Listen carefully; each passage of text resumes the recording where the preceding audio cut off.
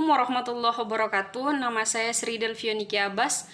Saya di sini akan menjawab pertanyaan dari saudari Fazrawati Dwisari Ibrahim. Pertanyaan yang pertama, jawabannya yaitu apabila seorang public relation tidak melaksanakan tugasnya, maka tindakan yang harus dilakukan oleh seorang pimpinan yaitu yang pertama, memberikan teguran terhadap orang yang melaksanakan public relation.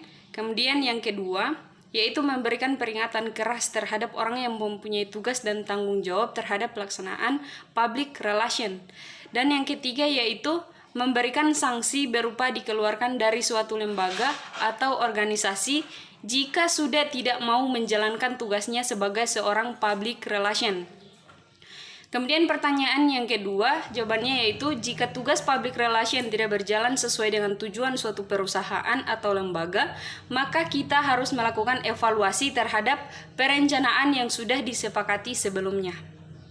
Tugas utama public relation yaitu yang pertama, menyelenggarakan dan bertanggung jawab atas penyampaian informasi secara lisan, tertulis, melalui tampilan visual kepada publik.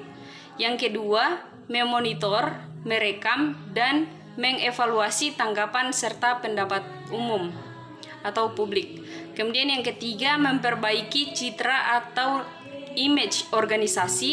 Dan yang keempat, tanggung jawab sosial, di mana public relation merupakan instrumen untuk bertanggung jawab terhadap semua kelompok yang berhak terhadap tanggung jawab tersebut. Yang kelima, melaksanakan komunikasi persuasif yang timbal balik kepada publik. Cara berpikir seorang public relation dalam menjalankan tugas dan sasaran yaitu dengan berpedoman pada tugas dan tanggung jawab sebagai seorang public relation dalam memberikan informasi baik lisan maupun tulisan kepada masyarakat yang membutuhkan informasi tersebut, dan juga untuk bagaimana cara mereka dapat mengembangkan suatu organisasi atau lembaga dengan adanya komitmen mereka dalam menjalankan tugas sebagai seorang public relation.